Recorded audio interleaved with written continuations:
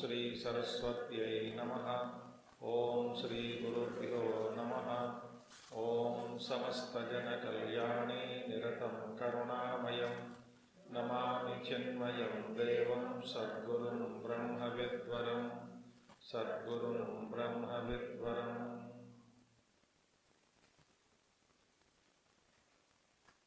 ओम व्यासं वसिष्ठनप्तारं शक्ते पौत्रमकल्मषं पराशरात्मजं वन्दे शुकतातं तपोनिधिं।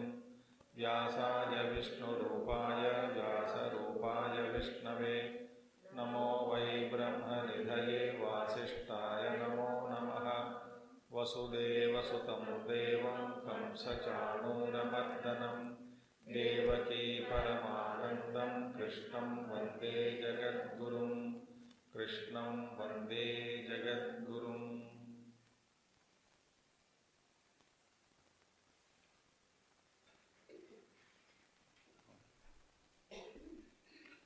अमानित्वमदम्भित्वम् अहिंसाक्षान्तिरार्जवम् आचार्योपासनं शौचं स्थैर्यमात्मविनिग्रहः। ये क्या है? ये सब ज्ञान के लिए ज्ञान साधना, एक गुण जो चाहिए ज्ञान की प्राप्ति। ज्ञान माने यहाँ पे ज्ञेय, ठीक है?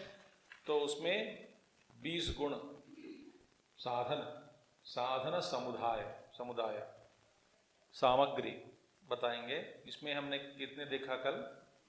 9 गुण इस पहला श्लोक में।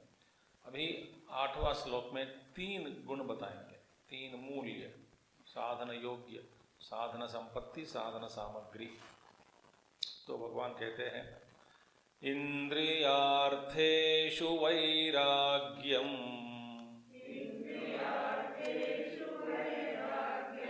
अनहंकार एव च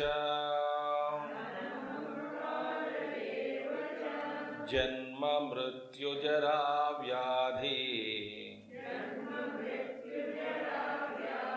दुःख दोषानुदर्शनम्।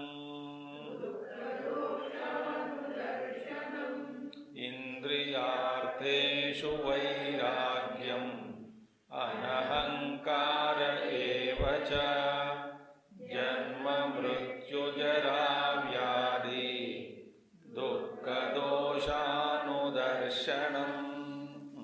इसमें 3 मूल्य है। इंद्रियार्थेषु वैराग्यम अनहंकार एव च। इंद्रियार्थेषु वैराग्यम एक है, माने 10वां। अनहंकार दूसरा। तीसरा क्या है इसमें?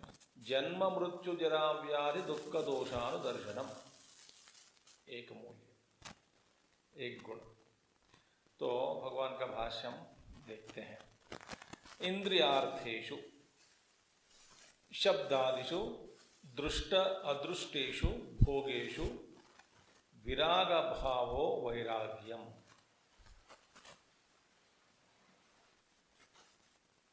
इंद्रियार्थेषु वैराग्यम, विराग भावो वैराग्य। इंद्रिय अर्थ माने, इंद्रियार्थ माने विषय वस्तु, ठीक है? हाँ। भोग्य वस्तु कितने हैं? 5। दृश्य, शब्द और स्पर्श, गंध और तो शब्द स्पर्श रूप रस गंध, ये 5 जो विषय है ध्यान देने योग्य है, क्योंकि धीरे धीरे जो ये इंद्रिय अर्थ जो है उसमें वैराग्य होना, ये है बात। तो शब्दादिशु भगवान शंकराचार्य जी जोड़ते हैं दृष्ट अदृष्टेषु भोगेषु।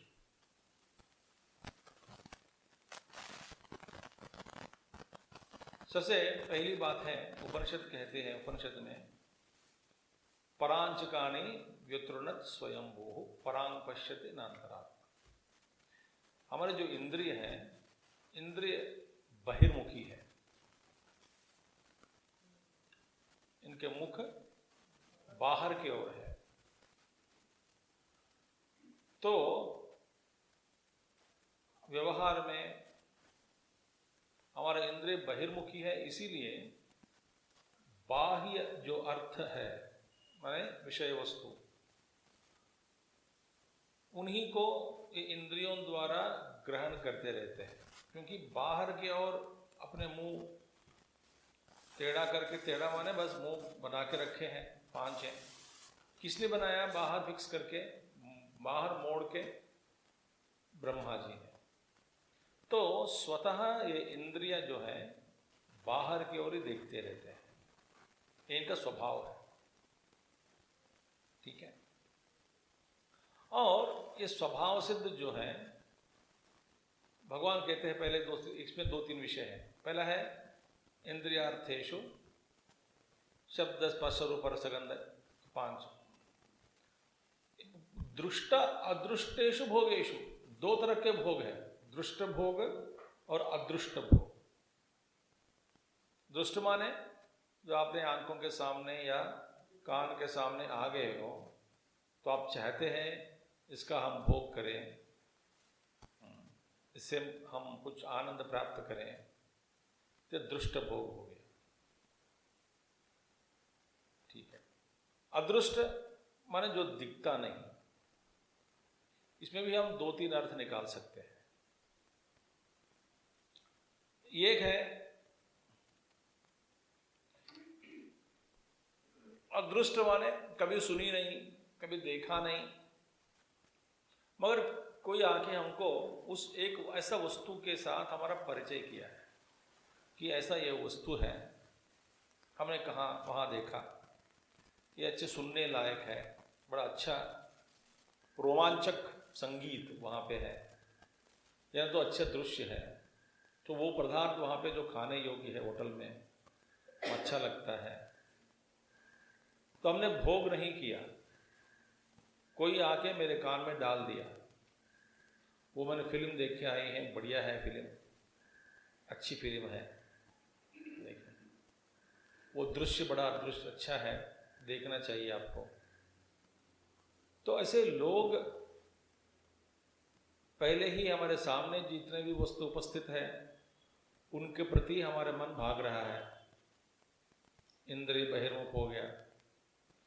दूसरा क्या है, हमारे स्मृति में जितने भी बैठे हैं, पूर्व अनुभव किए हैं, वो भी बार बार याद आते हैं, तो उन्हीं के खोज में फिर उन्हीं वैसे वस्तुओं को फिर भोगने के लिए हम तड़पते हैं, भागते रहते हैं पीछे पीछे, वस्तु की प्राप्ति के लिए फिर बहुत कष्ट उठाते हैं, क्योंकि स्मृति का आधार है इसका। इस प्रयत्न के पीछे क्या है? आधार है स्मृति, पूर्व अनुभव। कुछ कुछ नए नए अनुभव हैं, सामने बैठे हैं, तो इनके पीछे भी पड़े हैं। तीसरा क्या है? कभी नहीं देखी, कभी नहीं सुनी, ऐसे वस्तुओं के पीछे भी मैंने भागना शुरू किया। क्यों? भाई हमारा दोस्त मित्र ने कहा, ये ने कहा, उन्होंने कहा, तो जाके देखिए, मजा आएगा, देखने लायक है, वो है, ये है, सुनने लायक है, अच्छा, भोगने लायक जो भी है। सो ये अदृष्ट हो गए। दूसरे अदृष्ट बताया कहाँ है? स्वर्ग से लेकर के ब्रह्मलोक पर्यंत ऊपर में जितने भी भोग हैं, तो वहां के जो भोग के बारे में किसने बताया? शास्त्र। हमें कहा कैसे पता चला? शास्त्र के द्वारा। तो अच्छे अच्छे भोग, स्वर्ग का भोग, स्वर्ग के ऊपर ब्रह्मलोक पर्यंत बीच में और अनेक प्रकार के लोग हैं, तो एक एक लोक में तरह तरह के भोग। तो दृष्ट अदृष्ट बस सुना है, कभी अनुभव नहीं किया, देखा भी नहीं, उनके पीछे भी मन भागता है ऐसे अनुभव के लिए। तो ये सारे जो मामला जो है, तो एक दृष्ट में आ गया कुछ, और कुछ अदृष्ट में आ गया है। बहुत सारे चीज दृष्ट में, बहुत सारे चीज अदृष्ट में। तो इनके प्रति हमारा जो इंद्रिय है भागते रहते हैं, पीछे दौड़ते रहते हैं। तो ऐसे जो विषय वस्तु है, अर्थ है, इंद्रियार्थ भोग्य वस्तु, दृष्ट और अदृष्ट दोनों के प्रति वैराग्य होना चाहिए, विराग भाव। इसी को पतंजलि महर्षि बताते हैं पर वैराग्य और अपर वैराग्य। अपर वैराग्य माने इस लोक में वैराग्य होना चाहिए।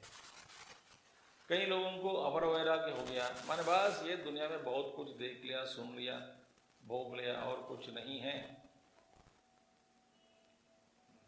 संसार का जो भी रस है, संसार का रस मैंने निचोड़कर पी के फिर अभी तक गया हूं, इसमें कुछ नहीं है, नीरस ही है, पता लग गया। तो फिर अब कौन सा भोग चाहिए तुमको? बस अभी स्वर्ग जाना चाहता हूं मरने के बाद। स्वर्ग का भोग जो है तो वहीं जाना ही जाना है हमें। तो उसकी प्राप्ति के लिए बहुत खूब मेहनत करते हैं, अदृष्ट भोग के लिए। तो दृष्ट भोग और अदृष्ट भोग दोनों के प्रति वैराग्य होना जरूरी है। अच्छी बात। दूसरा, देखिए कुछ कुछ चीजें ऐसे हैं अनुभव करने के बाद कुछ उन वस्तुओं के प्रति हमारा वैराग्य होने का संभावना है। भोगने के बाद बहुत भोग लिया, इसमें क्या है, वैराग्य हो गया। मगर जिन वस्तुओं को भोगा नहीं, देखा नहीं, ऐसे वस्तुओं के प्रति भी वैराग्य होना है। देखें,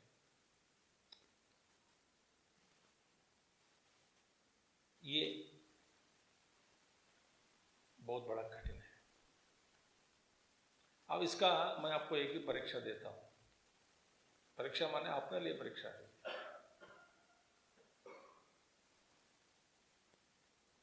इसी बात को भगवान श्री कृष्ण ने दूसरे अध्याय में कह दिया कि आपूर्यमाणम अचलम प्रतिष्ठम समुद्रमाप प्रविशन्ति यद्वत् तद्वत् कामायम प्रविशन्ति सर्वे न शांतिमाप्नोति न काम कामी।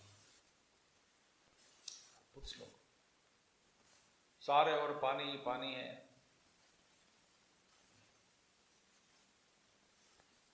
और जो इसी तरह है जिसे पूर्ण व्यक्ति है, तो सागर में सब समुद्र जो नदी जल प्रवेश करते रहे, फिर भी नदी समुद्र वैसे के वैसे ही।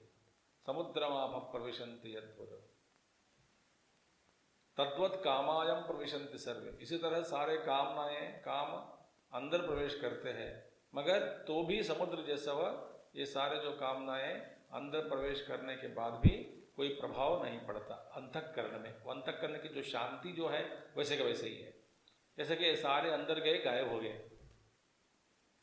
बिना प्रभाव। मैं आपको एक उदाहरण देता हूं। आप देखिए, आपका अपना मन को आप परीक्षा कीजिए। अपने मन के ऊपर ध्यान दे दीजिए। मैं कहता हूं मैं आप सबको चॉकलेट खिलाऊं। चॉकलेट मैंने कहा, कहते हैं कि आपके मन में कोई लहर उठा क्या, चले पिएंगे खाएंगे करके, कुछ भी नहीं। ऐसा और कोई मैं बता देता हूं, तुरंत उड़ जाएगा लहर एक, ये हमें चाहिए। कैसा उदाहरण? 10 रुपया नोट आपको दूंगा, 50 रुपया नोट दूंगा अभी, कि डिमोनेटाइजेशन के बाद नोट बहुत कम हो गया। इमीडिएट लगता है कि यह हमें मिले, कम से कम एक 5000 का 50 रुपया नोट दे दीजिए, काम आएगा। एक लहर होता है। देखिए, तो वैराग्य क्या मतलब क्या है? सारे जो जितने भी इंद्रिय वस्तु प्रवेश करे मन में, सुने या ना सुने, बट हमारा मन में जो अंतःकरण में जो शांति है, वो शांति का भंग कभी नहीं होता। ऐसा कि सारे जो अंदर चला गया, वैराग्य के कारण कोई बिगड़ता नहीं, कुछ भी नहीं होता, चंचल नहीं होता है, मन एकदम शांत है। जैसे कि सारे नदियों का जल प्रवेश किया समुद्र में, सागर में वैसे के वैसे सागर है, बस पूर्ण रूप से। सागर बढ़ता नहीं, इतने पानी जा रहा है, मगर सागर जो है वैसे के वैसे ही है। इसी तरह दृष्ट अदृष्टेषु क्या कहते हैं, भोगेषु विराग भाव वैराग्यम। तो वैराग्य के पीछे कब है, ये बहुत बड़ा साधना करना है, साधना करने से ही मिलेगी वैराग्य। क्योंकि वैराग्य का उदय मंथन से, मनन से होता है। बहुत मंथन करना है, रिफ्लेक्शन करने से ही धीरे धीरे धीरे धीरे धीरे वैराग्य होगा अंदर। और वैराग्य हो गया, आनंद ही आनंद। तो इंद्रियार्थेषु वैराग्य पहली बात है। दूसरा क्या है, अनहंकारः, अहंकार अभाव एव च, अहंकार अभाव। ठीक है। अब देखिए, पहले मान बोलते, मान अमानित्वम, मानी और अहंकार, दोनों में क्या फर्क है? दिखता तो एक ही है, मानी और अहंकार में। तो महात्मा लोग कहते हैं अहंकार को व्यक्त करने की इच्छा जब है उसको कहते हैं मान। और अपने आप में अपनी श्रेष्ठता के बारे में आप अपने आप में रखकर अपना मन को उसी में घुमाते रहते हैं, उसको कहते हैं अहंकार। बार बार आप कल्पना करते रहते हैं स्वयं में, मुझ में, अपने में जो श्रेष्ठता का जो भाव है, वो भाव को रखते हुए जीवन जीना, वो अहंकार है। और अहंकार का जो प्राकट्य मान हो गया, अभिमान हो गया। तो भगवान कहते हैं यहां पे अनहंकार एव च। अनहंकार माने ये, अहंकार मतलब क्या है, अहम करोति इति अहंकारः, अहम करोति इति अहंकारः। माने जो कुछ भी मेरे साथ हो रहा है और इसका संचालक, कर्ता मैं ही हूं, ऐसा भाव, ये भावना रखकर ही सब व्यवहार चला रहे हैं। तो इस भावना को त्यागना, क्योंकि वास्तव में आप जब सोचोगे कि कोई ने, किसी ने कहा, अभी कहा नहीं, ऐसे एक संदर्भ में मैंने कहा, अभी 2 दिन पहले ही एक कोई शहर में गया था कुछ मैनेजमेंट सेमिनार के लिए। उसमें मैंने एक बात कही कि आय क्यों भरना है, सरकार को क्यों देना है? क्योंकि हमारे मेहनत का फल है ये, मेहनत की कमाई, और किसी को देना क्यों? मैंने कहा तू जितना कमाया, वो कमाने का माहौल किसने दिया तेरे को? हाँ, माहौल किसने दिया कमाने के लिए? आपने माहौल बनाया खुद स्वयं? तो इस देश ने आपको माहौल दिया, इसीलिए देश को आपको चुकाना है। ये क्या अहंकार की बात है कि मैंने बनाया, मैंने कमाया, मैंने मेहनत की? भाई, धंधा करने के लिए, पैसा कमाने का जो माहौल बनाया, किसने बनाया? और देश ने बनाया। देश ने बनाया, देश ने आपके सामने रखा है, तो उस माहौल का उपयोग करके पैसा कमाया, फिर देश को नहीं देते वापस? कि आपकी मेहनत कहां से? यदि माहौल ही नहीं तो मेहनत कहां से करेंगे आप? तो I became ferocious tiger there, तो डांट पड़े सबको। अकल तो होना चाहिए।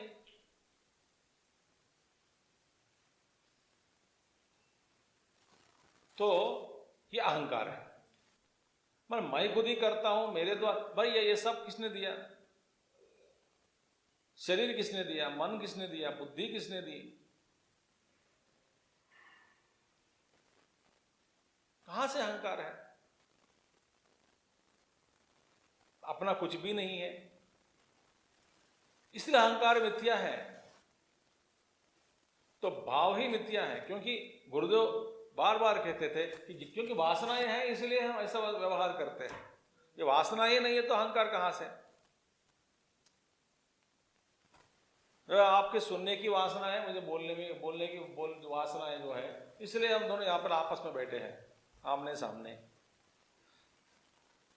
यदि आपके मन में ये वासनाएं नहीं है, आप इधर नहीं आते हैं, और मेरे मन में ये वासनाएं नहीं है अंदर मेरे भीतर, तो ये फिर मैं बोलूंगा नहीं किसी को। मुझ में बोलने की जो वासनाएं और आपको सुनने की जो वासनाएं हैं, और वासना है इसीलिए आपको ये विचार आया कि जाके सुनो, मुझे विचार आया कि चलो सीखे पढ़ाओ। अब ये वासना के कारण है, तो अहंकार कहां से आ गया? यदि वासनाओं को हटा देता हूं तो आप इधर नहीं आएंगे। जैसे वासना है वैसे आप करेंगे। इसलिए भगवान श्री कृष्ण स्पष्ट कह दिया कि बार बार ये अपने आप के अंदर तो अपने आप से बोध करते रहना। कैसा बोध कराते रहना अपने आप को, अपने मन को? प्रकृति है क्रियमाणानी, ये सारे प्रकृति जो है अंदर वासना के रूप में, वो प्रकृति कर रही है, करवा रही है मुझसे। अहंकार विमूढ़ात्मा कर्ता हम इति मन्यते, तो विमूढ़ आत्मा जो भी है, करता हम, मैं करता हूं ऐसा मान समझते हैं अपने आप को। वास्तव में अहंकार भी होने का संभावना नहीं है, क्योंकि ये सब वासना के कारण हो रही है। ये माहौल किसने बनाया? पे वासना तो है ही, तो ठीक है वासनाएं हैं, तो फिर शरीर किसने दिया? पूर्ति के लिए, वासनाओं की पूर्ति के लिए। ये माहौल किसने दिया आपको? बताओ। क्योंकि यहाँ पे चिन्मय मिशन का ये कुछ होना है, आना है, ये संकल्प आपका नहीं है, मेरा भी नहीं है, किसी का संकल्प रहा।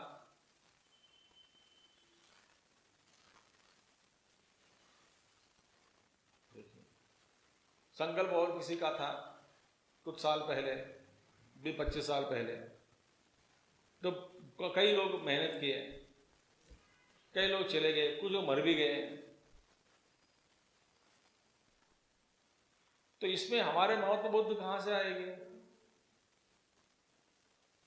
तो ये माहौल बनाया गया इसीलिए हमारा उपयोग में यही है भी। तो आप सबके जो वासनाओं के कारण यहां पर बन गई। ये सब आप देखोगे कि अहंकार होने का संभव ही नहीं होता साधक के मन में, क्योंकि ये प्रकृति करवा रही है और ईश्वर ने ये सब दुनिया को बनाया, माहौल दिया ईश्वर ने। तो इसमें मेरा योगदान क्या है?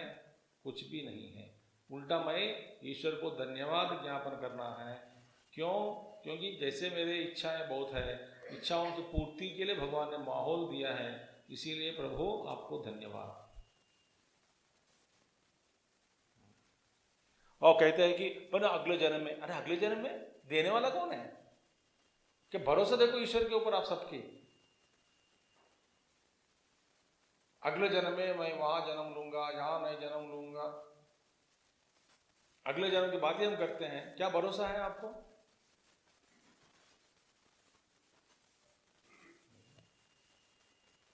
तो इसीलिए अहंकार मत करना। तो अनहंकार है, बार बार ये अपने आप को समझाते रहना,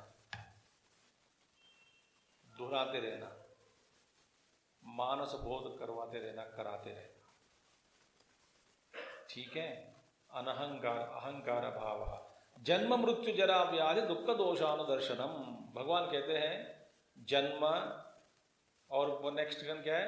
मृत्यु, जरा और व्याधि। देखिए कितने जन्म में, मृत्यु में, बुरावस्था में, व्याधि में, दुख दोष अनुदर्शनम। अनु माने बाद में, पश्चात। देखो अनुदर्शन माने पहला दर्शन करोगे, इसके बाद दुख होता है। दर्शन मात्र से दुख नहीं होता, पर दर्शन के बाद आप सोचते हैं, बार बार संकल्प करते हैं, बार बार मन में ऐसी इस तरह की जो वृत्तियों की उत्पत्ति आप करते रहते हैं, इसके कारण दुख होता है मंथन करने से। तो एक भगवान का जन्म च मृत्युश्च जरा च व्याधयः च दुःखानि च तेषु जन्मादि दुःखान्तेषु प्रत्येकम दोषानुदर्शनम। प्रत्येक में अलग अलग अलग अलग करके एक एक में दुख को देखना है। जन्म में दुख, जन्म दुखम, जरा दुखम, मृत्यु दुखम पुनः पुनः, संसार सागरम दुखम तस्मात् जागृहि जागृहि जागृहि। जन्म दुख है, जरा दुख है, सब कुछ दुख है, मृत्यु दुखम। तो भगवान जन्मनी, देखिए भगवान कहते हैं क्या कहते हैं, एक प्रत्येकम, एक एक इसमें जन्म में, मृत्यु में, जरावस्था में, सब में एक एक में अलग अलग दुख है। प्रत्येकम दोषानुदर्शनम, एक एक में देखो। भगवान समझा रहे जन्मनि गर्भवास योनि द्वारा निस्सरणम दोषः तस्य अनुदर्शनम आलोचनम। अनुदर्शनम माने आलोचनम। अभी इसका फिर पूरा दोबारा सोचो, क्या है, गर्भ में, जन्म में गर्भवास योनि द्वारा निस्सरणम दोषः, एक दोष है। देखिए गर्भ के वास, गर्भवास ही गर्भ नरक बोलते हैं, तो उल्टा रहना पड़ता है। एक दिन नहीं, 9 मास, कम से कम 10 मास, नहीं तो 9-10 मास बीच उल्टा गर्भ के, माँ के गर्भ में। फिर बाद में वो गर्मी को सहन ना कर पड़ता है वहाँ पे अंदर, और जगह भी नहीं होती घूमने के लिए, बैठे रहना है। और भयंकर, और वो जो ये माता जैसे सोचती है, वो विचारों का भी उनका, वो विचारों से भी घायल होता है बच्चा, और खाने से भी घायल होता है, और रोते रहते हैं अंदर, डर भी होता है उनको। और निस्सरणम, जब प्रसव समय आ गया, वो वेदना माँ से भी ज्यादा बच्चों को भी ज्यादा होता है, क्योंकि इनका अपना चमड़ा जो है बहुत बड़ा नाजुक है। और ऐसा नाजुक वाला बाहर, निस्सरणम माने बाहर प्रवेश करना, बाहर आना। गर्भवास योनि द्वारा, योनि द्वारा निस्सरणम दोषः तस्य अनुदर्शनम आलोचनम। आलोचनम, उसका बार बार बार बार सोचो, जो दोष है उसको देखना, माने आलोचना, विचार करना, विचार करना, भूलना नहीं। विचार करने से चलो अगले जन्म ले लेंगे, अगले जन्म लेंगे, ऐसे विचार त्याग देंगे।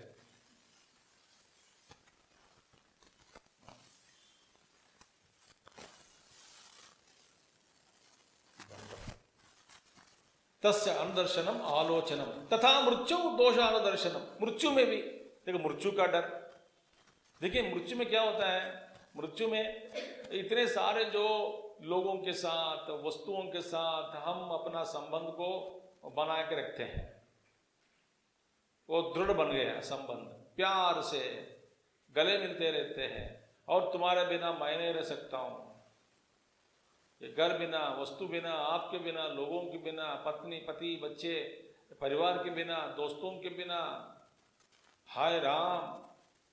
ये मृत्यु ऐसा एक झटका है कि एक साथ सब कुछ नाश हो जाता है। सारे अपने परिवारों को, ये प्रेमियों को, सबको, शरीर को, प्यारा शरीर है, सब कुछ चला गया एक क्षण में। बड़ा दुख होता है। अब देखो, जीवन में कुछ कुछ खोया आप, दुख होता है कि नहीं? और सब कुछ साथ में खोया शरीर के साथ, ये कितना दुख होता है। हाँ, अब जूता गया तो दुख होता है। वहां से घर पे एक कोई चाय पीने वाला जो कप गिर पड़ा, नीचे गिर के टुकड़ा टुकड़ा, वो बहुत दुख होता है। और ऐसे डिजाइन वाले कप मिलना मुश्किल है। तो एक एक खोता है। कोई व्यक्ति मर गया तो बहुत दुख होता है। कुछ कुछ खोया, जो जो आप खोते हैं जीवन में दुख होता है, मगर ये सारे जितने भी आप संबंध रखे, जितने लोगों के साथ, वस्तुओं के साथ एक साथ चला गया, तो मृत्यु का दुख कैसा होता है बताओ। मौका मिला तो खूब डराता हूं।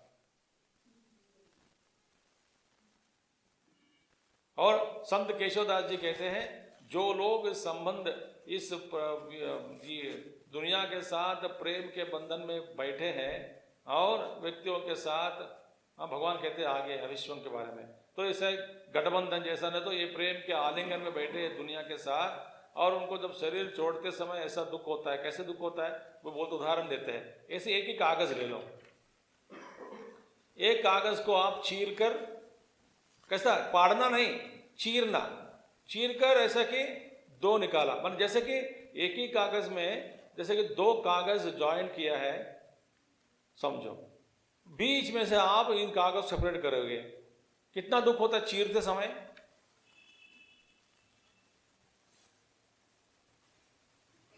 संत केशवदास जी उदाहरण देते हैं, तो इतना वो आपको लगता है कि ना बड़ा मुश्किल से चिपका हुआ कुछ कागज निकाल हरक कर रहे हैं, जो दिख नहीं रहा है एक्चुअली हमको, वास्तव में एक ही दिख रहा है, उसको भी बीच में से काटा मैंने। दुख होता है कि नहीं होता है? उससे भी ज्यादा कौन दुख होता है बोले? वो तो कहते हैं कि जैसे it is like biting thousands and thousands of scorpions and other things biting at once. क्यों? ममता के कारण। ये आसान से नहीं मरेंगे हम। क्यों मरेंगे नहीं? देखा, तादात्म्य के साथ। तो शरीर से अलग करना है, किया जा रहा है।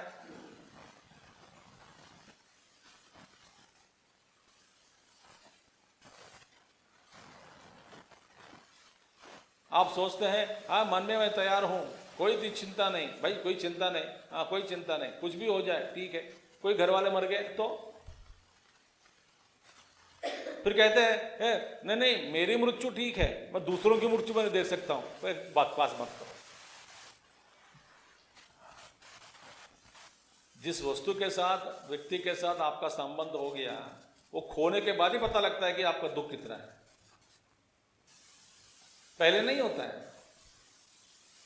आलोचनम मीनिंग बार बार सोचो कि ये जन्म है दुखमय, मृत्यु भी दुखमय, फिर मेरे साथ कौन है? कोई है ही नहीं।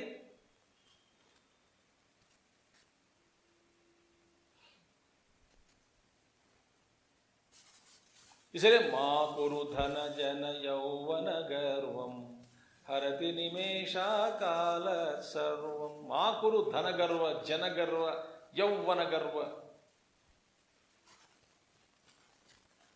काल इन सबको खा जाता है। इसीलिए मृत्युश्च जराचा व्याधि, बीच में व्याधि। ओ बाप रे, आधि माने मन में जो रोग होता है, मानसिक दुख, उसको कहते हैं आधि। आधि और उसका विशेष जोड़ दो, विशेष आधि व्याधि हो गया। व्याधि माने शरीर के स्तर पर। तो कहा जाए जैसे कि पहले मन में आधि के रूप में प्रवेश होता है, फिर आधि व्याधि बन गया।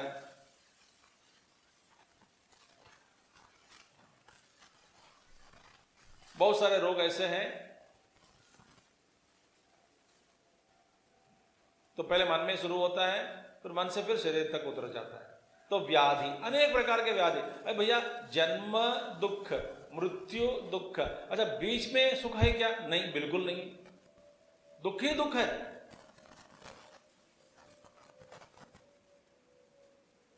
से बुद्ध भगवान तो कह देते भगवान इस लोक में दुख ही ज्यादा है, जो आप सुख सुख कह रहे हो वो सुख नहीं है।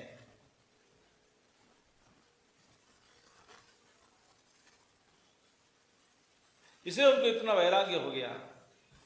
एक लाश को देखा वैराग्य, बूढ़ा आदमी को देखा वैराग्य हो गया। मैंने मेरी स्थिति भी ऐसी ही रहेगी, क्या हो जाएगी? हाँ हो जाएगी। ये बुढ़ापा है, बुढ़ा वृद्धावस्था है, ये तो मर गया, माने बस जला देंगे उनको। वैराग्य हो गया। तो ये बीच में भी दुख व्याधय च दुखानि तेषु जन्मादि दुखांतेषु प्रत्येकम, जन्म से लेकर मृत्यु पर्यंत दुखांतेषु प्रत्येकम दोषानुष्ठनम। जन्मनि गर्भवासाय द्वारा निस्सरणम दोषः तस्य अनुदर्शनम आलोचनम तथा मृत्यु दोषानुदर्शनम तथा जरायाम प्रज्ञा शक्ति तेज निरोध दोष अनुदर्शनम।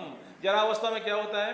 जरावस्था में देखिए व्याधि आती है चली जाती है, जरावस्था आएगी मगर जाएगी नहीं, यही फर्क है।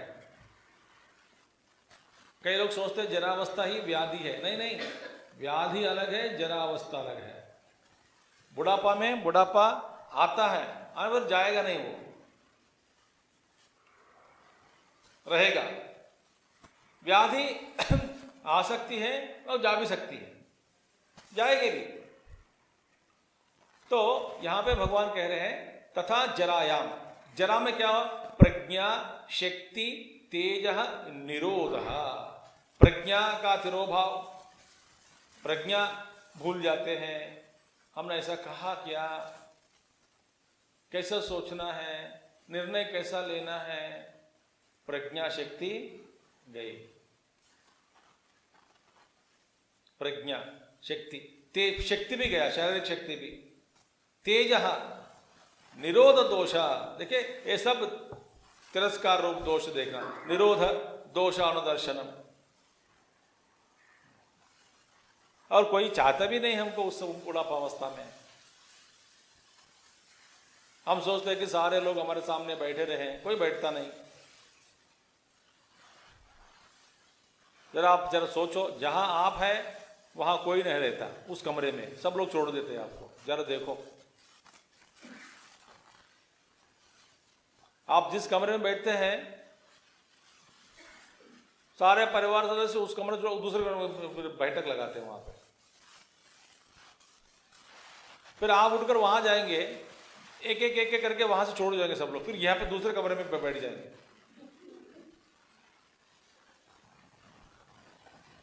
आप देखो, बच्चे किच्चे सब कम, जैसे कि घर वाले सब लोग, बच्चे यूथ एंड एल्डर सब लोग जब बात कर रहे हैं, बच्चे सब बैठ के, बच्चे पोता पोती नाते वो जो भी है, आप जाके बैठो।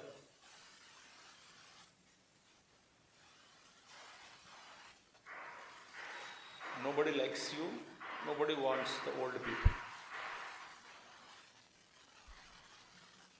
तब भी पकड़ के रखते हैं। तो एक और प्रज्ञा शक्ति देखो, तिरस्कार रूप दोष देखना, तेज भी चला गया। और निरोध दोष, कोई नहीं चाहता हमको, तिरस्कार करते हैं, तुम चुप रहो, तुम कुछ नहीं मत जानते हो, बात मत करना, तुम मुंह खोला तो बदबू आता है।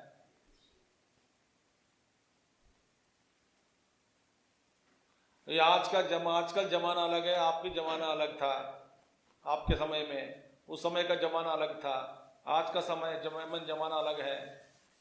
आप कुछ नहीं जानते, better you shut up and keep quiet.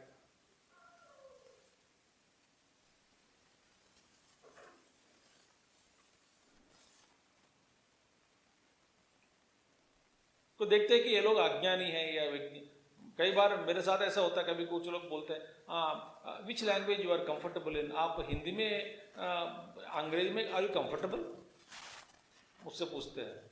माने ये शक्ल देख करके वो लगता है कि उसको अंग्रेजी भी नहीं आता है बेचारा स्वामी।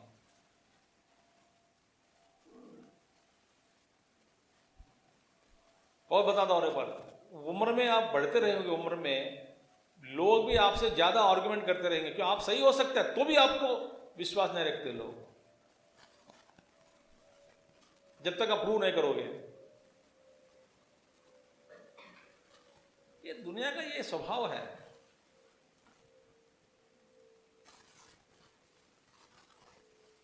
तो निरोध दोष अनुदर्शनम परिभूतता, परिभूतता माने अवमान, अपमान चैती, तिरस्कार, परिभूतता, ये सब बंद हो गया। प्रज्ञा शक्ति बंद हो गया, तेज बंद हो गया, शारीरिक शक्ति तो बंद हो गई,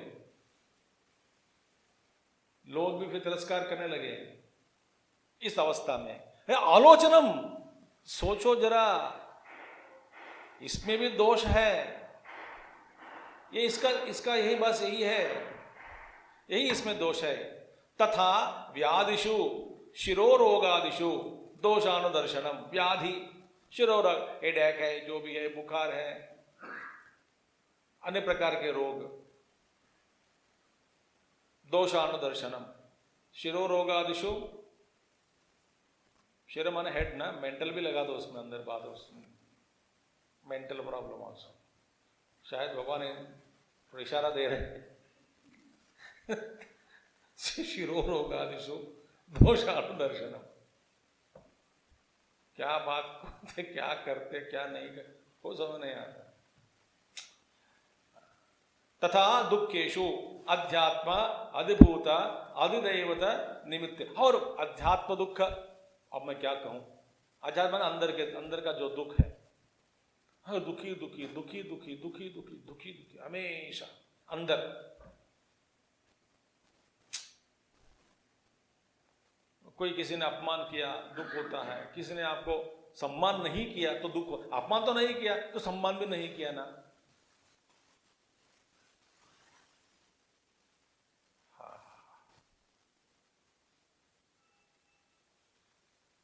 मैं वहां पे पार्टी में गया, उन्होंने बात नहीं की, उन्होंने बात नहीं की, तू जाके बात कर लो।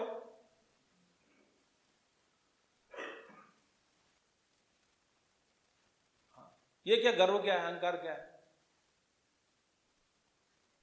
तुम जाके बात कर लो। भाई तुमसे बात करना चाहता हूं, तभी भी वो इनकार किया तो ठीक है, मान लो।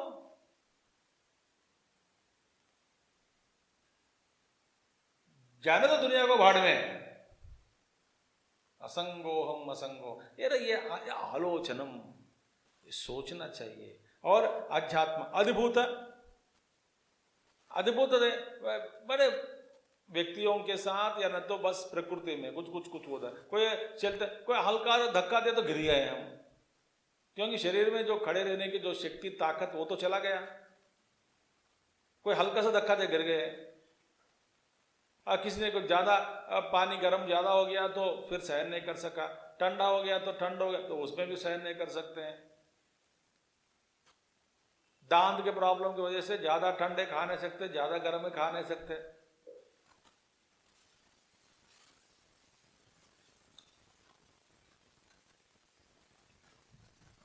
मैं बुजुर्ग आदमी हूं, मेरे लिए कुछ अच्छा पका के परोसना खाना नहीं, थोड़ा कच्चा, आधा कच्चा, हाफ बॉइल्ड करके खिला देते हैं नेचुरोपैथी।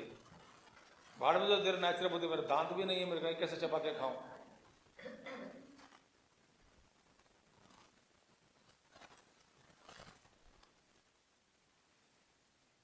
ये सारा दुख है।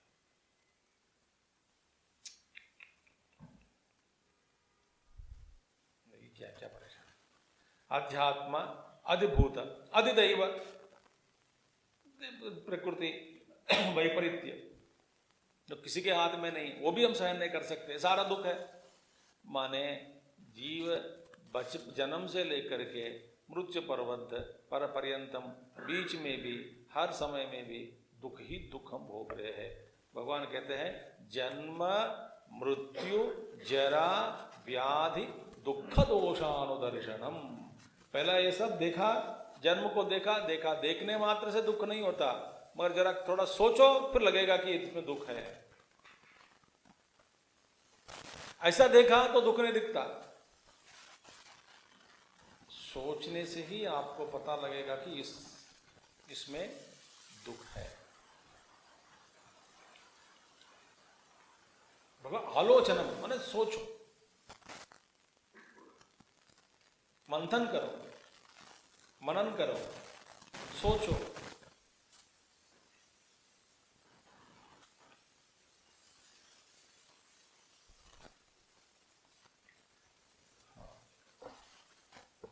और देखिए, अथवा दुखान एव दोषः दुख दोषः। दूसरा अर्थ क्या है? देखिए, जन्म में दुख है, इसमें दुख है, इसमें दुख है, मगर उसमें क्या है? दुखान एव दोषः, दुख ही दोष है। दूसरा अर्थ है दुख ही दोष है, दुख दोषः तस्य जन्मादिषु पूर्ववत अनुदर्शनम। जैसे पहले हमने देखो बताया, इसी तरह अभी देखो जन्म से लेकर के दुख ही दोष है। माने जन्म में क्या दोष है? दुख रूपी दोष छिपी है। मृत्यु में क्या दोष है? दुख रूपी दोष मृत्यु में भी छुपी है। तो सब में दोष है।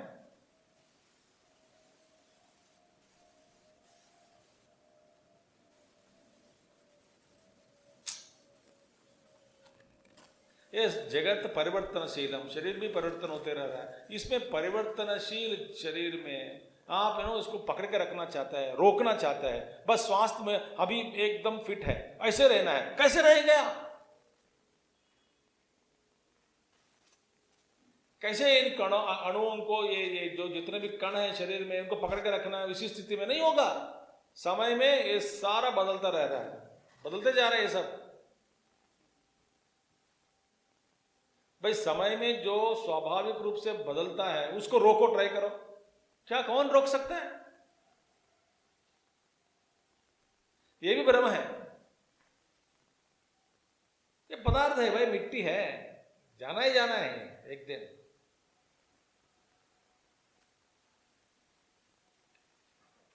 तो अथवा दुःखानीव दोषः दुःख दोषः तस्य जन्मादिषु पूर्ववत् अनुदर्शनम दुःखम जन्म दुःखम मृत्यु दुःखम जरा दुःखम व्याधयः। देखिए, माने मरना दुख है, जन्म लेना दुख है, बुरावस्था दुख है, व्याधि दुख है, दुःख निमित्तत्वात् जन्मादय दुःखम। ये दुख के निमित्त है। क्या है? जन्म मृत्यु जरा व्याधि, ये सारे दुख के निमित्त है, इसीलिए दुखम। न पुनः स्वरूपेण एव दुखम न इति। माने ये स्वरूप से दुख नहीं है, मगर ये दुख का कारण बन गया, इसलिए दुख है।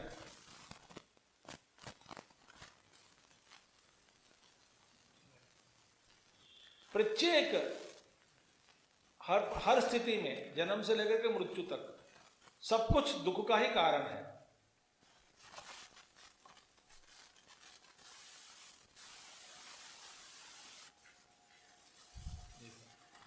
तो ये सब में दुख को, दुख दोष अनुदर्शनम, आलोचनम, ये अभ्यास करना है। क्या करना है? दुखों को देखना अभ्यास करो।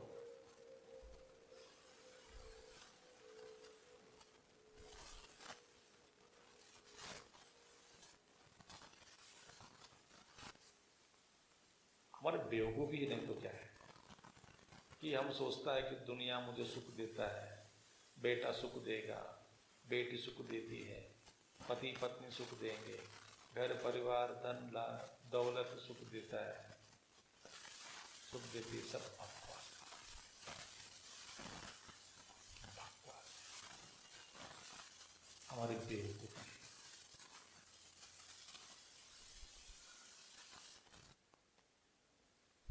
कोई सुख नहीं देगा, ठीक है? तो ये भी गुण है, तभी हम अपने आप को आध्यात्मिक मार्ग पर रख सकते हैं। एवं जन्मादिषु दुख दोषानुदर्शनात्, इस तरह से जन्म से लेकर के मृत्यु पर्यंत इन सभी में दुख दोष को देखने से, दर्शनात् देह इंद्रिय विषय भोगेषु वैराग्यम उपजायते। ऐसा दुख देखने से देह इंद्रिय, देह में इंद्रिय में, इंद्रिय विषय भोग में, देह के इंद्रिय इंद्रियों के विषय के भोग में वैराग्य उपजायते, वैराग्य उपजायते। इसमें कुछ नहीं है। ऐसा दोष देखने से, दोष दृष्टिया मुहुर्मुहुः, दोष दृष्टि वैराग्य होता है। मैं तो वैराग्य नहीं हूं। चमकता हुआ दिखता है दुनिया, इसमें कुछ चमकी नहीं है। हमारे बुद्धि चमकता नहीं, चमकती नहीं, तब ऐसा इसमें चमक दिखता है। यदि हमारी बुद्धि चमकने लग गई तो इसमें चमक दिखता नहीं। हमारी बुद्धि मिट्टी है, डल। ततः, इसके बाद, वैराग्य के बाद क्या होगा? प्रत्यगात्मनि प्रवृत्ति करणानाम आत्मदर्शनाय। अंतःकरणानाम प्रवृत्ति, करणानाम प्रवृत्ति ही प्रत्यगात्मनि। देखिए अब क्या होगा? जो अंतःकरण जो वृत्तियां हैं प्रत्यगात्म की ओर जाने लग जाते हैं। आवृत्त चक्षुः अमृतत्वमिच्छन्,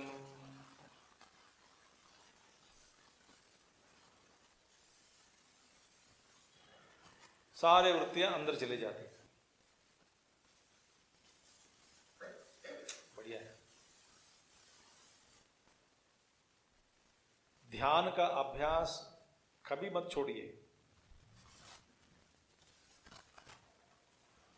अब करते जाइए, करते जाइए, करते जाइए। जैसे भी गिरते उड़ते, गिरते उड़ते, गिरते उड़ते, कभी कुछ साल, 20-25 साल, 30 साल के बाद आपको ये पता लग जाता है कि ध्यान का मतलब क्या है। अंदर ही आप कुछ डिस्कवर कर सकते हैं। फिर बाद में 1 घंटा 2 घंटे आराम से, कोई झंझट नहीं, बैठ गए।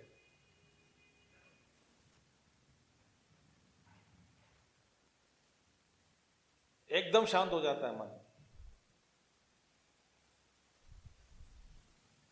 कभी कभी एक वृत्ति बाहर आ गई तो भी इसका दम नहीं होता उसमें।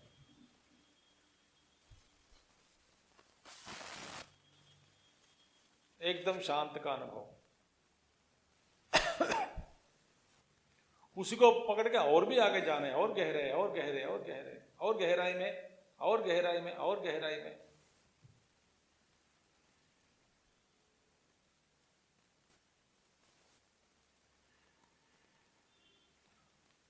तो जितना आपका वैराग्य है दुनिया के प्रति, उतना आप अंदर जा सकते हैं।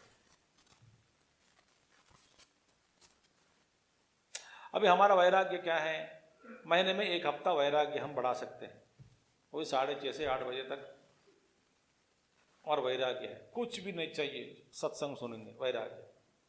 अब यही सत्संग रोज लगा दिया जाए, पागल हो गया क्या? स्वामी जी को कोई कुत्ता काटा क्या? पागल कुत्ता।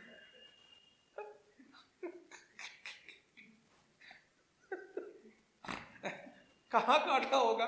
नहीं, हमारे घर में, घर के सामने एक सड़क पर कुत्ता है, वही काटा होगा। गया। तो हमारा वैराग्य भी टाइम फ्रेम वैराग्य है। इस समय से 6:30 से 8 बजे तक वैराग्य रोज होता है, जब जब यहाँ पर सत्संग होता है। बाद में नो वैराग्य, बाद में दुनियादारी की बातें करते हैं।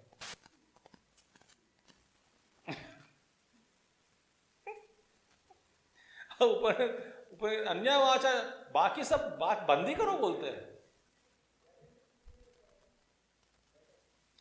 तो प्रत्यगात्मनि, इसके बाद, वैराग्य के बाद फिर क्या है? कोई चित्तवृत्ति चिपकता नहीं, इधर इधर अटका है नहीं, अटकते नहीं, सारे वृत्तियां बाहर आ गए तो अंदर हो गया। प्रत्यगात्मनि अंतर्मुखी, करणाणाम आत्मदर्शनाय एवं ज्ञान हेतुत्वात् ज्ञानम उच्यते जन्मादि दुख दोषानुदर्शनम। ये सब ज्ञान के हेतु के कारण इन सभी को ज्ञान करके ज्ञानवाचक मैंने कह दिया। ये भी ज्ञान है, क्यों नहीं? ज्ञान की उत्पत्ति में ये सब सहकारी है, इसीलिए इन सबको ज्ञान करके भगवान ने कह दिया। और एक भी है, असक्तिरनभिष्वङ्गः पुत्रदार गृहादिषु नित्यं च समचित्तत्वम् इष्टानिष्टोपपत्तिषु। असक्तिरनभिष्वङ्गः पुत्रदार गृहादिषु नित्यं च समचित्तत्वम् इष्टानिष्टोपपत्तिषु। असक्ति ही, असक्ति, शक्ति ही संग निमित्तेषु विषयेषु प्रीतिमात्रम तद अभावः असक्ति। प्रीति भाव रखना, शक्ति, शक्ति माने चिपकना, बड़ा अच्छा एक शब्द निकला, चिपकना, अटैचमेंट, शक्ति माने चिपकना। किसके साथ चिपक जाते हैं हम? सबके साथ, लोगों के साथ, बर्तन के साथ, चम्मच के साथ, कप के साथ, जूते के साथ, कपड़े के साथ चिपक गए।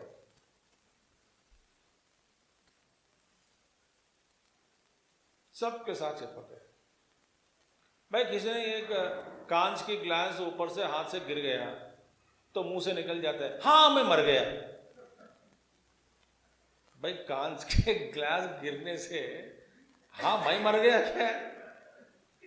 पुराण काल में राक्षसों की कहानी में अपना प्राणों को कोई चिड़िया में रखता है, कोई पक्षी में, और वो पक्षी 7 समुद्र पार करके, बड़ा एक गुफा होता है, उसमें कुछ कुछ होता है, उसमें कुछ कुछ होता है ना, तो पहाड़ के ऊपर बड़ा पेड़ होता है, पेड़ के ऊपर एक बड़ा, ऊपर में एक डाल है, डाल के ऊपर एक बड़ा नहीं, उसके ऊपर मेरा प्राण है। तो हीरो यहाँ पे पुराण में, मैंने पौराणिक कथाओं में, ये बेचारा ये खड्ग लेके जाता है, वो सप्त समुद्र पार करेगा, उसके बाद जाएगा, राक्षस यहाँ रहेगा, वो शोर मचाते रहते हैं, तब उसको चिड़िया का ये करता है। यहाँ पे सिनेमा में वो ये उतर रहता है, इसको भी जैसा कि हमारे प्राण और आत्मा कांच के ग्लास में है। तो कांच का ग्लास गिर गया तो हाँ मैं मर गया।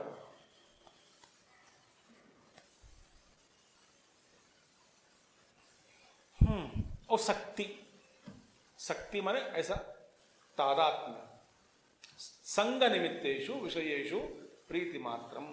आसक्ति के निमित्त के कारण, संग के कारण, संग निमित्त बन गया, संग के कारण विषयों में, विषय वस्तुओं में प्रीति मात्रम, प्रीति वो शक्ति है। तद अभावः माने प्रीति को नहीं रखना क्या हो गया?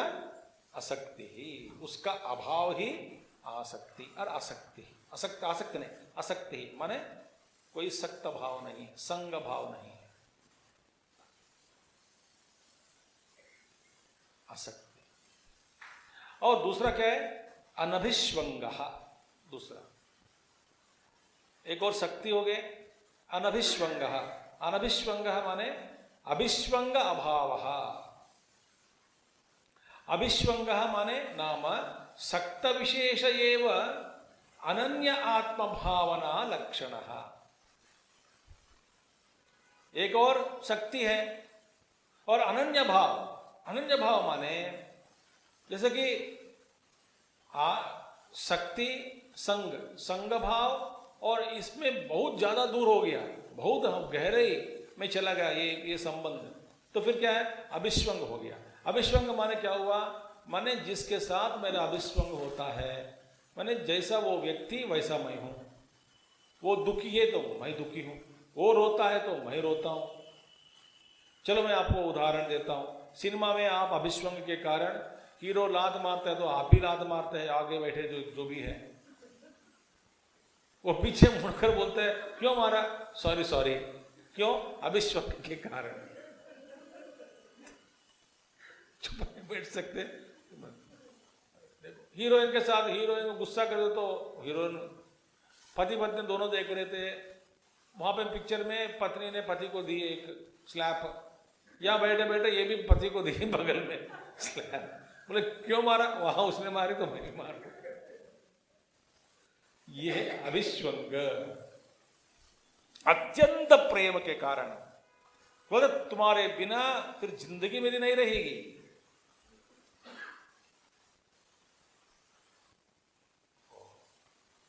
ये किसी वस्तु के साथ, व्यक्ति के साथ अभिस्नेह, अभिष्वंग। मैंने आपको ये उदाहरण नहीं, ये तो घटना घटी, मैंने बताया आपको। मैंने एक अखबार में पढ़ा, कोई एक दक्षिण में ही तो 2 लड़कियां बचपन से नेबर्स थे, पड़ोसी, तो बस दोनों बहुत एक ही, इतने जिगरी दोस्त थी दोनों के बीच में कि दोनों एक ही स्कूल में पढ़े 10th तक, तो बाद में 11वां 12वां भी एक ही जूनियर कॉलेज में, फिर डिग्री इंजीनियरिंग साथ में गए। फिर एक लड़की की शादी तय हो गई, दूसरी लड़की रोने लग गई। बोले शादी के बाद फिर हम मिलेंगे नहीं। फिर तेरे बिना मैं नहीं रह सकता हूँ, तेरे बिना भी मैं नहीं रह सकता हूँ। ऐसा दोनों जाके बे ऑफ बंगाल में खुदकुशी करके मर गए। यह है अभिश्वंग।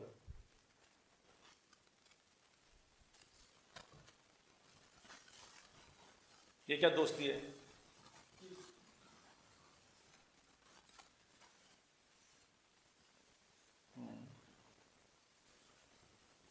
वो ये दोस्ती हम नहीं छोड़ेंगे, उसमें छोड़ के गया है कि नहीं? आखिर में दूसरा तो नहीं गया ना, दूसरा तो वही था पिक्चर में, वो तो नहीं गया, मर गया नहीं, मरा ये दोस्त। इसीलिए अनभिष्वंग माने तो संग ही प्रमाद है, फिर अभिष्वंग मृत्यु है। संग यदि प्रमाद होता है, अभिष्वंग क्या है? मृत्यु ही है। इसीलिए अभिष्वंग नाम सक्त विशेष एवं, विशेष रूप में एक अनन्य आत्म भावना लक्षण। अनन्य आत्म भावना माने बस दोनों के साथ एक हो गए, बस अनन्य आत्म भावना लक्षण। यथा अन्यस्मिन् सुखिनी दुखिनी वा अहमेव सुखी दुखी च जीवती मृते वा अहमेव जीवामि मरिष्यामि च इति। कोई दूसरा व्यक्ति सुखी हो तो मैं सुखी हूं, वो दुखी है तो मैं दुखी हूं, वो जिंदा है तो मैं जिंदा हूं, वो मर गया तो मैं मर गया। ये भाई अभिष्वंग। और अभिष्वंग है, नाना नानी को अपने पोता पोती से अभिष्वंग हो जाता है। जब तक इसका जन्म नहीं हुआ तब तक ये कह रही थी कि मैं जाऊंगी मैं जाऊंगी मैं जाऊंगी। इसके जन्म लेने का पूछा, अब जाओगे? नहीं जाऊंगी। क्यों? इसके साथ फिर प्यार हो गया, जाऊंगा ना ऊपर छेड़े छोड़कर, मैं मरूंगी मैं मरूंगी मैं अब मर जाओ। नहीं नहीं नहीं, पोता के बाद पोती के बाद फिर नाता नाती के बाद कैसे मैं जाऊं? और खास करके ग्रैंड पेरेंट्स को ग्रैंड बच्चों के तो बहुत बड़ा प्यार हो जाता है। ये बड़ा एक अद्भुत माया, महद्भुत माया है ये तो।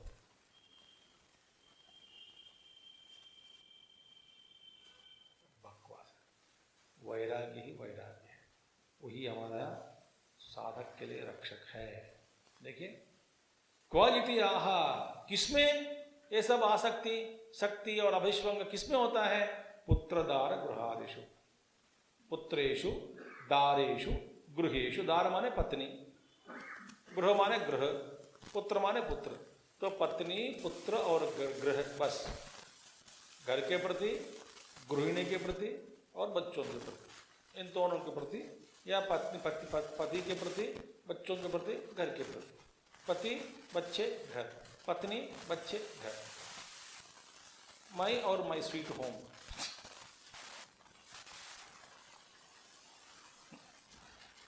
वहां पे लगा के बैठे रहे, अभिष्वंगा उनके साथ हो जाता है। हर बहुत लोग देखा, ये मेरा बेटा जो है, मेरा बेटा, उनके अपने बच्चों के तारे बहुत करते हैं लोग।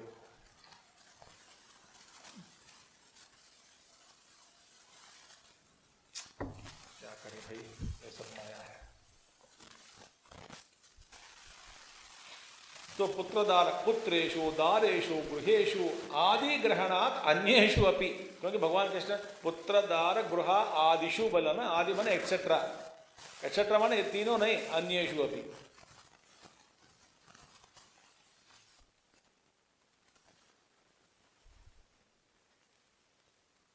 कोई मर रहा है तो अपना जो घर का कुत्ता, वो बोलते कुत्ता से बात करे, कोई भावुक से बात ही नहीं कर रहे थे वो मरने से पहले। हे कुत्ता, मैं तुमको छोड़कर जा रहा हूं, मैं जाने के बाद तुमको खाना कौन खिलाएगा? जड़ा भरत का क्या हुआ? जड़ा भरत बस हिरण के साथ, हाँ मेरा हिरण, ओ माय डियर डियर।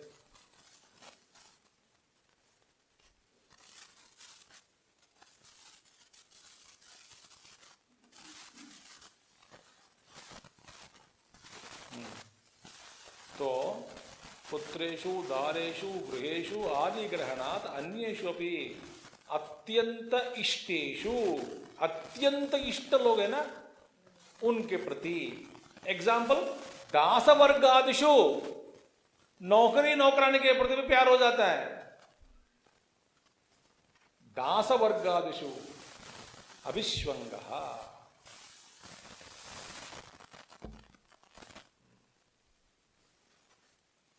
देखिए, बस यही कल्पना करें कि आप तो गुरुदेव के कमेंट्री में बहुत अच्छा, दार माने वाइफ माने कौन, ऑन हुम आई डिपेंडेंट, आई एम डिपेंडेंट। दार इसी दोनों तरफ से हस्बैंड वाइफ, और बच्चे माने those who are depending on मी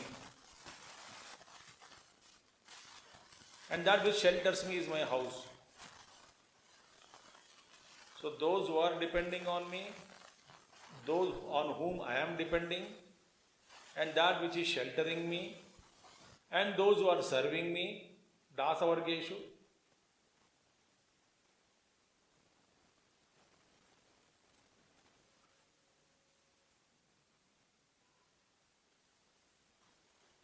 ये सब बंधन है।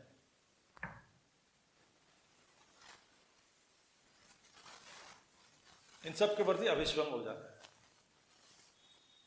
तच्च उभयम ज्ञानार्थत्वात् ज्ञानम उच्यते। तो असक्ति और अनभिष्वंग, ये दोनों माने असक्ति अनभिष्वंग दोनों माने संगरहित और अभिष्वंग, अतिस्नेह। स्नेह करो मगर अतिस्नेह मत करो।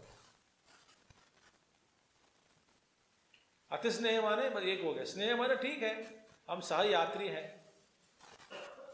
तो अपना स्टेशन आ गया उतर जाओ, तो गले गले मिलके रोते रहते क्या वहां पे प्लेटफॉर्म उतर कर जाओ, बाय बाय बस हो गए बस। पर जीवन में मिले या ना मिले, कोई मिलते भी नहीं एक्चुअल वास्तव में। जब तक बातचीत होती रहती है तो वहां पे लगता है कि तो ये रिश्ता पक्का है।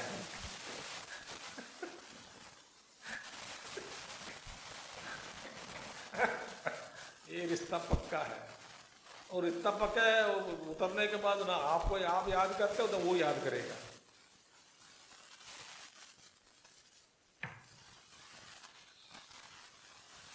ये रिश्ता पक्का है, बकवास है। तच्च उभयम ज्ञानार्थत्वात् ज्ञानम उच्यते। ये दोनों ज्ञान के साधन है, इसलिए ये भी ज्ञान के रूप में भगवान श्री कृष्ण समझाए। एक ज्ञान है। असक्त ही अनभिष्वंग पुत्रदार गृहादिषु नित्यं च समचित्तत्वम् इष्ट अनिष्ट उपपत्तिषु। एक मूल्य, एक मूल्य देखो, नित्यं च समचित्तत्वम्, तुल्य चित्तता, क्व इष्ट अनिष्ट उपपत्तिषु। इष्टानाम अनिष्टानाम च उपपत्तयः संप्राप्तयः तासु इष्ट अनिष्ट उपपत्तिषु नित्यम एव तुल्य चित्तता। इष्टा उपपत्तिषु न हृष्यति न कुप्यति च अनिष्ट उपपत्तिषु। इष्ट उपपत्तिषु न हृष्यति न कुप्यति च अनिष्ट उपपत्तिषु तच्च एतद्नित्यं समचित्तत्वं ज्ञानम्। नित्यम च समचित्तत्वं तुल्य चित्तता, समान चित्त, चित्त को समान रखना है। यह अभ्यास करने से होता है,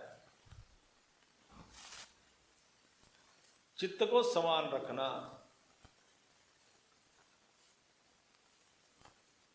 अच्छा, किसमें? इष्ट अनिष्ट उपपत्तिषु, कभी इष्ट की प्राप्ति कभी अनिष्ट की प्राप्ति। इनमें से उपपत्तयः, कभी इष्ट की प्राप्ति कभी अनिष्ट की प्राप्ति जब होने पर क्या है? संप्राप्तयः तासु, इसमें इष्ट अनिष्ट उपपत्तिषु नित्यम एव तुल्य चित्त। देखिए, सुख आने पर अच्छा लगता है, सुख जाने के बाद, सुख का समय हमारा जब जितना समय रहता है सुख कुछ समय के लिए रहता है। सुख जाने के बाद जो दुख होता है वो दुख शाश्वत है।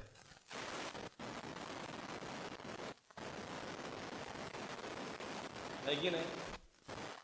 हाय राम, वो सुख मुझसे चला गया, फिर कभी नहीं आएगा। ये दुख शाश्वत है। सुख आया तो कुछ समय के लिए ही सुख दिया, सुख गया दुख हुआ। कब तक? हमेशा के लिए। दुख प्राप्त होने पर हम दुखी होते हैं, अच्छा नहीं लगता, कष्ट होता है।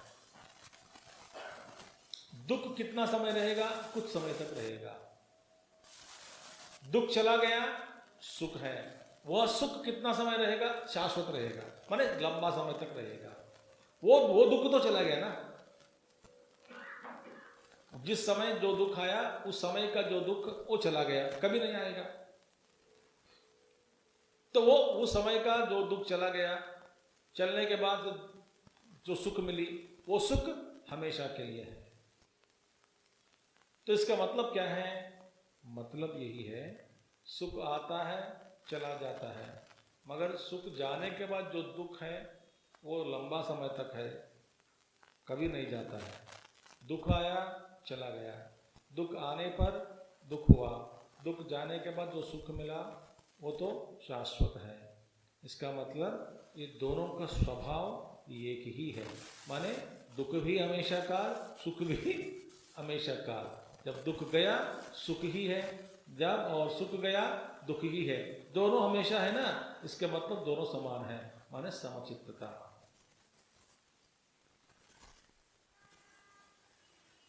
बस दोनों का स्वभाव एक जैसा ही है। तो समचित्तता, तुल्य चित्तता।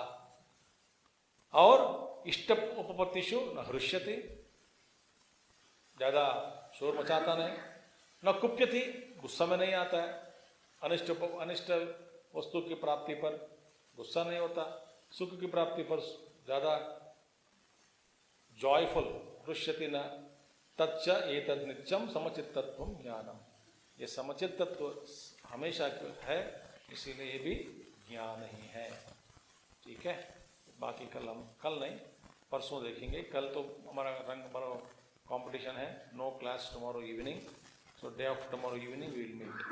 Tomorrow we have programme whole day in Vishwa Bharati school, drawing and painting competition for children, 2000 children are participating.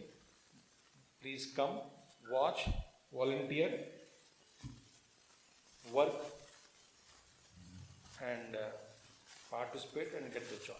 Thank you. Om Purnamada Purnamidam Purnat Purnamudachyate Purnasya Purnamadaya Purnamevavasishyate.